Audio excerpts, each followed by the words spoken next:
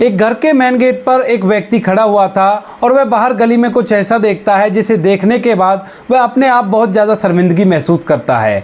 अब इसके बाद वह व्यक्ति अपने घर जाता है और घर जाने के बाद अपने जवान बेटे को खूब खरी खोटी सुनाने लगता है, जिन बातों को सुनकर उसका बेटा भी शर्मिंदा हो गया था। कौन था वह व्यक्ति और किस वजह से उसने अपने बेटे को खरी खोटी सुनाई थी, पूरी सच्चाई के बारे में जानने के लिए वीडियो को अंत तक जरूर देखें। एक शहर के अंदर एक गरीब परिवार रहा करता है, जिस परिवार में एक लड़का है, उसका नाम है नीरज। नीरज जो कि 10वीं क्लास में पढ़ रहा है और उसके पिता रिक्शा चलाकर घर का भरण पोषण किया करते हैं। नीरज स्कूल में पढ़ने के लिए जाया करता और पढ़ाई लिखाई में काफ़ी ज़्यादा होशियार होता है। धीरे धीरे समय बीतता है और समय के साथ साथ उसका वहाँ पर जहाँ पर वो रहा करता था वहीं का एक लड़का दोस्त बन जाता है। उसके दोस्त के पिता सरकारी नौकरी किया करते थे। अब इसके बाद नीरज एक दिन अपने दोस्त के साथ उसके घर चला जाता है और वहाँ पर जैसे ही उसके दोस्त का पिता नीरज को अपने बेटे के साथ देखता है तो एकदम उससे चिल्लाने लगता है। कहता है कि तू तो रिक्शा वाले का बेटा है, तू मेरे बेटे के साथ क्या कर रहा है? अगर तू इसके साथ रहेगा तो ये भी तुम्हारी तरह बड़ा होकर रिक्शा ही चलाएगा, तुझे भी तो वैसे रिक्शा ही चलाना है। ऐसा कहकर वो उसे धमकाता है और धमकाने के बाद धुतकार कर अपने घर से बाहर भगा देता है। अब इस बात को सुनकर जो नीरज का दोस्त होता है उसे गुस्सा तो बहुत आता है, लेकिन वो अपने पिता से कुछ भी नहीं कह सकता। नीरज रोते हुए अपने घर चला जाता है और अपने घर जाकर ये पूरी घटना अपनी माँ को बताने लगता है। उसके बाद उसकी माँ जैसे इस बात को सुनती है तो वह अपने बेटे को समझाती है, कहती है कि बेटा कोई बात नहीं, हम गरीब लोग हैं और गरीब लोगों के साथ अक्सर ऐसा हो जाया करता है। इसके बाद जो नीरज होता है वह अपनी माँ से कहने लगता है कि माँ, ये ज़रूरी थोड़ी ना है कि मेरे पिताजी रिक्शा चलाया करते हैं तो मैं भी रिक्शा चलाऊं।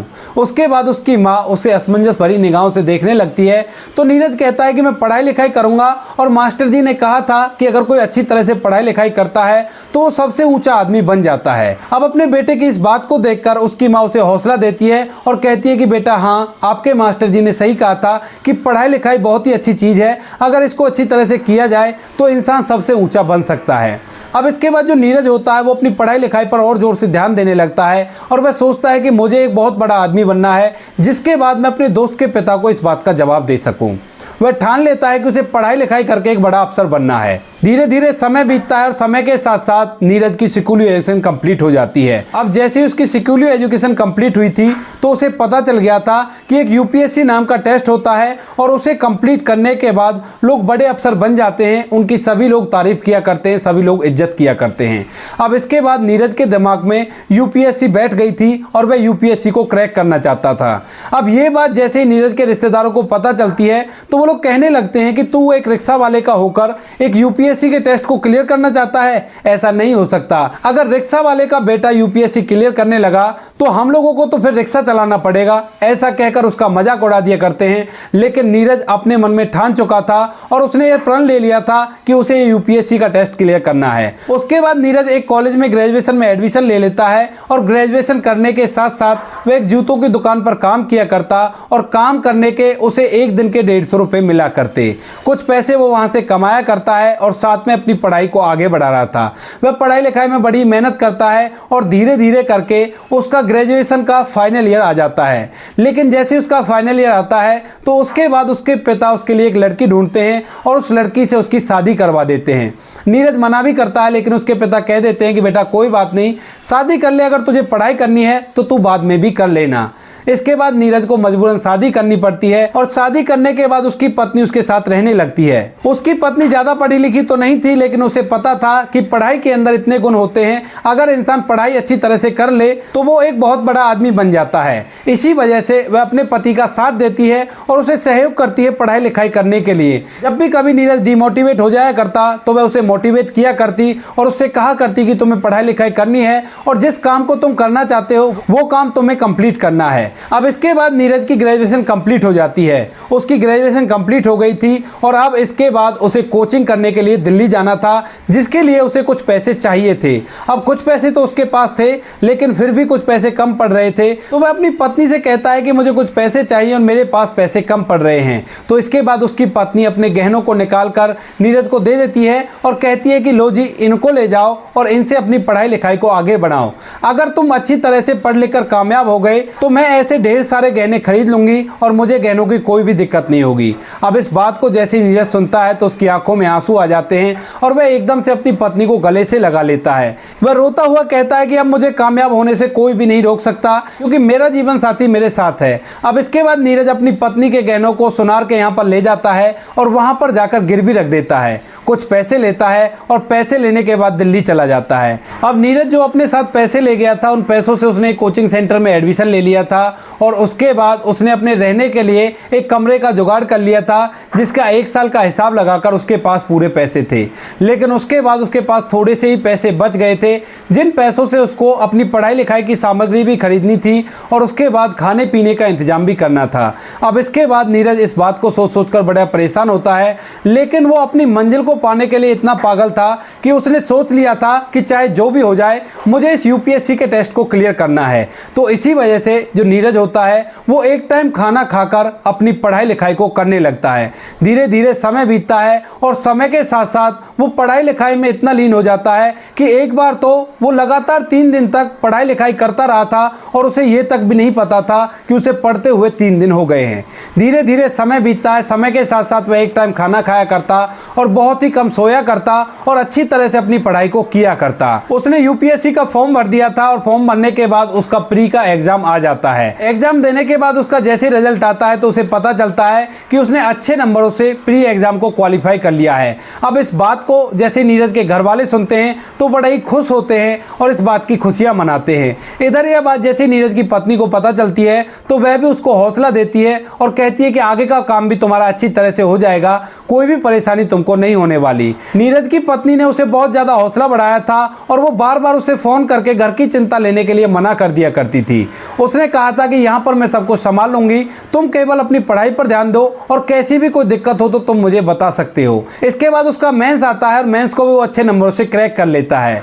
धीरे धीरे समय बीतता और समय के साथ साथ अब समय आ गया था उसके इंटरव्यू का। अब इंटरव्यू देने का जैसे समय आता है तो उसके बाद जो नीरज होता है अपने साधारण से कपड़ों को पहनकर इंटरव्यू देने के लिए पहुंच जाता है, क्योंकि उसके पास ज़्यादा पैसे नहीं थे। जो कुछ भी पैसे थे वो सारे के सारे खर्च हो चुके थे।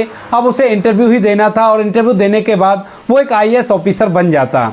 इसके बाद जैसे ही वो वहाँ पर पहुँचता है तो वहाँ जाने के बाद जो इंटरव्यूअर होता है वो उससे इसके कपड़ों के बारे में पूछने लगता है कि तुमने तो बड़े साधारण से कपड़े पहन रखे हैं, जबकि यहाँ पर जो इंटरव्यू देने के लिए आते हैं वो अच्छे से कपड़े पहनकर आते हैं। इसके बाद जो नीरज होता है वह उनको साफ साफ बता देता है कि मैं बहुत गरीब आदमी हूँ, मेरे पिता रिक्शा चलाया करते हैं और मेरे पास यही कपड़े थे।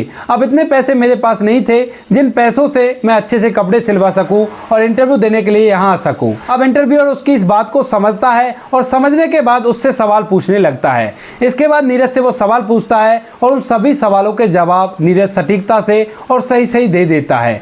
अब जैसे इंटरव्यूअर को अपने सवालों के जवाब मिल गए थे तो उसके बाद वह नीरज को बाहर भेज देता है और कहता है कि तुमने अच्छा किया है। उसके बाद नीरज वहां से बाहर निकल आता है और अपने रिजल्ट का वेट करने लगता है। अब उसके कुछ दिनों बाद उसका रिजल्ट आता है और रिजल्ट में पता चलता है कि नीरज ने बहुत अच्छी रैंक प्राप्त की है और रैंक प्राप्त करने के बाद वो एक आईएएस ऑफिसर बन गया है।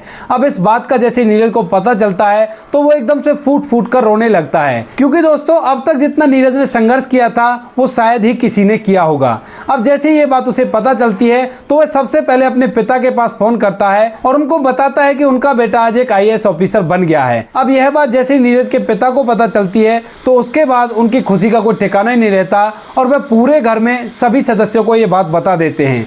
नीरज की पत्नी को भी ये बात पता चल गई थी तो उसे इन सब चीजों पर विश्वास नहीं हो रहा था। उसे लग रहा था कि वो कोई सपना देख रही है और सपने में ये सब कुछ हो रहा है। लेकिन तभी उसकी सास उससे कहती है कि बेटा जो कुछ भी तुमने सुना है वो बिल्कुल सही है और ऐसा ही हुआ है। अब इसके बाद नीरज की ट्रेनिंग होनी थी और ट्रेनिंग होने के बाद वो एक आईएएस के पद को संभालता। लेकिन ट्रेनिंग से पहले वो अपने घर आता है और घर आने के बाद अपने पिता के रिक्शा में बैठता है और उस रिक्शे को लेकर इधर उधर उसी मोहल्ले में घूमने लगता है। घूमते घूमते वह अपने उस दोस्त के दरवाजे पर भी पहुंच गया था। इस दोस्त के पिता ने उसे अपने घर से धुतकार कर भगा दिया था और कहा था कि तू रिक्शा वाले का बेटा है और तू आगे चलकर भी रिक्शा ही चलाएगा। अब जैसे नीरज उस रिक्शे में बैठकर वहां पर पहुंचा था तो कुछ लोगों की भीड़ भी उसके साथ थी जो इस चीज़ का जश्न मना रही थी। और इस शोर शराबे को सुनकर उसके उस दोस्त का पिता भी बाहर निकल आता है और देखने लगता है। जैसे थोड़ी देर देखने के बाद उसके मामला समझ में आता है कि ये रिक्शा वाले का लड़का आईएएस ऑफिसर बन गया है, तो इस बात को सुनकर उसे बहुत ज़्यादा शर्मिंदगी महसूस होती है। इसके बाद वह अपने घर के अंदर जाता है और उसका बेटा अपने कमरे के अंदर लेटा हुआ था, तो वहां पर जाकर उसको धमकाने लगता है और उसको डांट फटकार लगाने लगता है। कहता है कि तू जिंदगी में कुछ नहीं कर पाएगा, देख उस रिक्शे वाले के लड़के को, आज वो एक आईएएस ऑफिसर बन गया है। अब इस बात को सुनकर उसका बेटा भी थोड़ा सा शर्मिंदा होता है, लेकिन वो कर भी क्या सकते थे। उसके बाद नीरज अपने घर पहुंच जाता है और जैसे ही वो अपने घर जाता है तो अचानक से उसके पेट में दर्द होने लगता है। इसके बाद नीरज के माता पिता उसे डॉक्टर साहब के पास ले जाते हैं और डॉक्टर साहब जैसे चेकअप करते हैं तो उन्हें पता चलता है कि इस लड़के ने काफी दिनों तक कम खाना खाकर गुजारा किया है और इसी वजह से इसकी आंख सिकुड़ गई हैं। अब यह बात जैसे नीरज के माता पिता को पता चलती है तो उनकी आंखों में आंसू आ जाते हैं और वो झट से अपने बेटे को गले से लगा लेते हैं, क्योंकि दोस्तों नीरज के माता पिता को भी ये बात पता थी कि उनका बेटा एक टाइम का खाना खाया करता है ताकि वो पैसे बचा सके और उन पैसों से अपनी पढ़ाई लिखाई की सामग्री ला सके। इसके बाद जो नीरज होता है वो कुछ दवाई लेता है डॉक्टर साहब से और उसके बाद अपनी ट्रेनिंग के लिए चला जाता है।